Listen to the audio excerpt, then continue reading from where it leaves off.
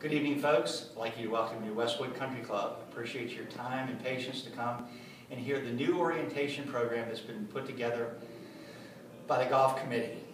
This is going to be helpful to everybody. While a lot of it will seem repetitious, there's going to be a lot of new rules that have been established for the new golf course. Care of the golf course will be a topic that we discussed at length, as well as etiquette. Right after this introduction, you'll see a 15-minute video professionally done by the United States Golf Association, and at its conclusion, we will have a 30-minute PowerPoint presentation, of which, at the completion of that, we will have a question and answer period. Once again, thank you for your time and consideration. Thank you.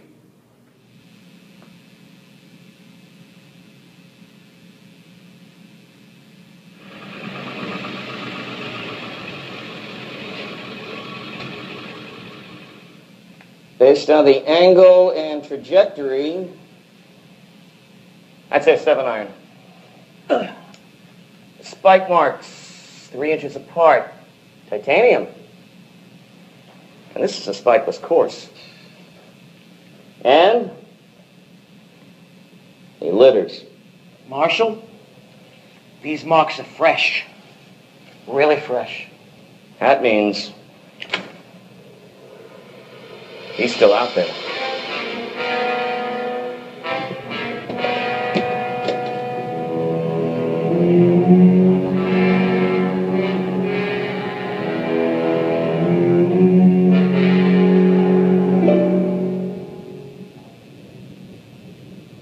Hey! Who the course marshal? You know, I was playing really great. What's up? Well, that's too bad. You're busted. What for? For this. Hey, nice spikes. Titanium. Drop the 7-iron. You're running me in? You know the drill.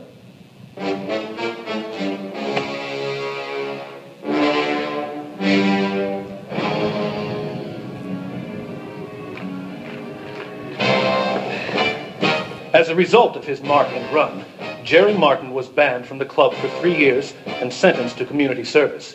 He is currently teaching ball mark repair classes at the local Junior Golf Association. He no longer uses a 7-iron.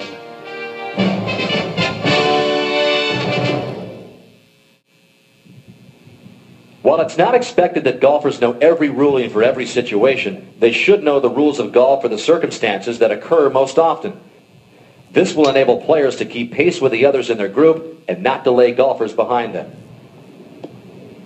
For example, when the player's ball is out of bounds or lost outside of a water hazard, he incurs a penalty stroke and is required to play his next stroke from the spot where his previous stroke was made.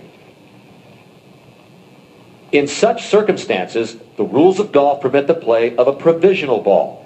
By playing a provisional ball before going forward to search, the player saves the time that would be required to return to the spot of the previous stroke.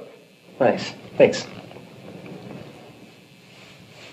While the rules of golf permit searching for a ball, they also place a 5-minute time limit on a search. And although it is courteous and perfectly acceptable for a player to assist in a search for a lost ball, he may want to play his shot before starting to help others look. If the original ball cannot be found, then the provisional ball becomes the ball in play. The group should also be mindful of the group playing behind them. If it becomes apparent that the ball will not easily be found, the group should allow the group behind to play through. Hey guys, keep looking, but I'm going to wave this group through in the meantime. 5 minutes should not pass before making this determination. It is widely accepted that 18 holes of golf should be completed in about 4 hours. A slow group affects the pace of play of every group behind them, and this slows down the entire golf course. Is there a problem? Many golf courses have marshals patrolling the course for slow groups to make sure that the desired pace is maintained. Pace of play doesn't discriminate. If you're a new player or experienced, young or old, playing at a good pace will enhance the experience, as golfers usually play better when they settle into a good rhythm. Maintaining a good pace of play does not mean that players should rush from hole to hole, always looking at their watch. Rather, players should simply use common sense and be ready to play when it's their turn. Cleaning some of the clubs can be done on the tee while others are preparing to play, as can marking the scorecard from the previous hole. Well, I know you had it too. Having a snack can be done while others are preparing to hit. The key is to simply manage time most efficiently. While it's important for a group to take responsibility of its pace of play, it is also important to take responsibility for safe play. Hold on a minute. And that includes waiting until the group ahead is out of hitting range. A rule of thumb on the golf course is to not tee off until the group ahead has played their second shots. However, it may be necessary to wait longer than that. It's clear now. They're well out of range.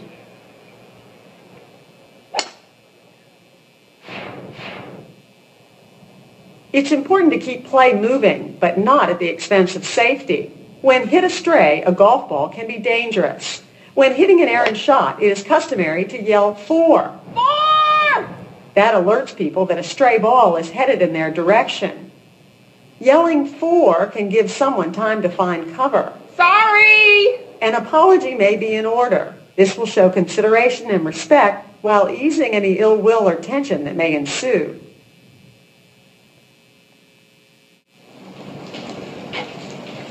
Always be aware of changing weather conditions on a golf course. Golfers should know what to do if the skies become threatening and a storm is possible. Being in a golf cart does not afford protection from dangerous storms.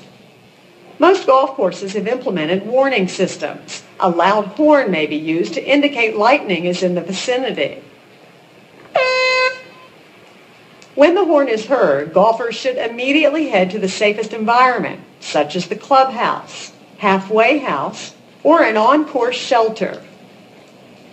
Many golf courses have weather shelters located on the course, which are usually grounded, and they're a safe place to ride out a storm or call for guidance.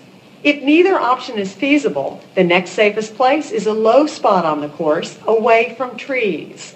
Golfers should always remember to stay away from metal during a thunderstorm, including golf carts and clubs.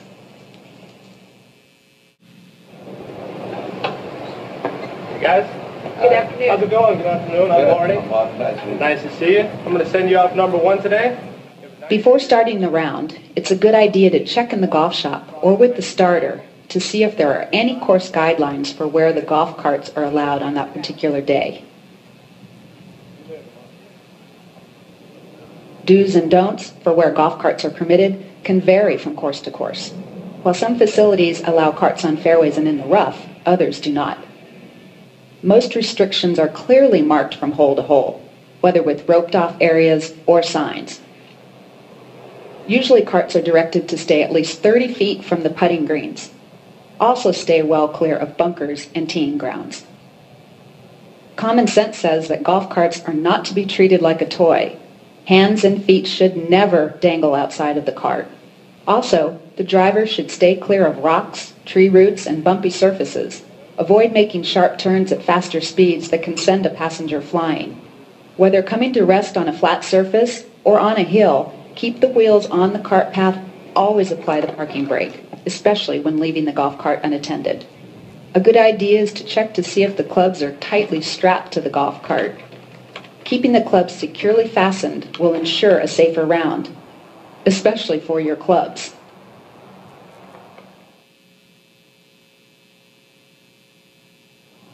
In bad weather, carts may be allowed on paths only, and even in good weather, a 90-degree rule may be in place.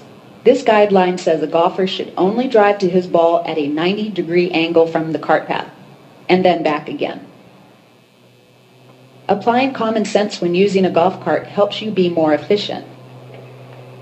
If golfers are riding together, it isn't necessary to drive to each player's ball. When approaching balls that are on opposite sides of the fairway, it's recommended to take more than one club. This allows for options based on yardage and conditions. Returning to the cart for another club will slow down the group.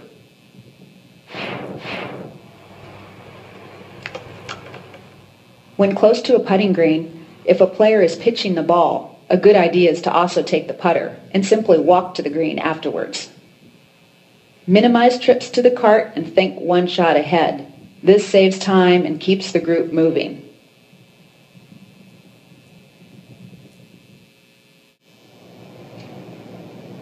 A general practice in golf is to leave the course as it was found at the outset of the round, or to improve the conditions on as many holes as possible. One of the most common occurrences while playing golf is taking a divot or a piece of turf out of the ground when striking the ball.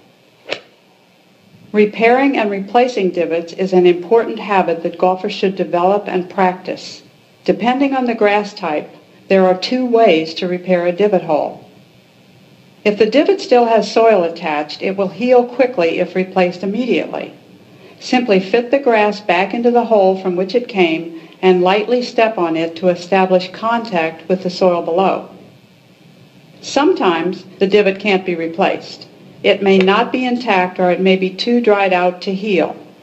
In this case, use the soil and the seed mixture that the golf course provides to repair the divot hole. Simply apply this mixture until it is level with the surrounding area, being careful not to overfill. Putting greens are especially sensitive to the daily wear and tear of players walking on the surface. Most golf courses have a strict no metal spikes policy. While these types of shoes reduce turf damage, players are still encouraged to walk carefully, being mindful not to drag their feet. Also, players should avoid standing too close to the hole where a heavy imprint can have a greater chance of altering putts. Always take out and replace the flagstick carefully, clearing the hole before laying it on the green. Repairing ball marks on the putting green is another habit that golfers are encouraged to develop. Doing so helps ensure a smoother and truer putting surface for everyone and helps keep the grass healthy. A ball mark repair tool makes fixing ball marks easy. Use it to loosen the underlying soil and to push the compressed turf back into place. Then use the putter to lightly tap down the mark until it is a smooth surface once again. Ball marks are often far from where the ball actually lies, so players should always check for damage in the area where the ball landed. A properly fixed ball mark can heal in as little as 2 to 3 days, while a ball mark not repaired can take weeks to heal. Courteous players understand this, and as a general practice, they fix their own ball mark and at least one other.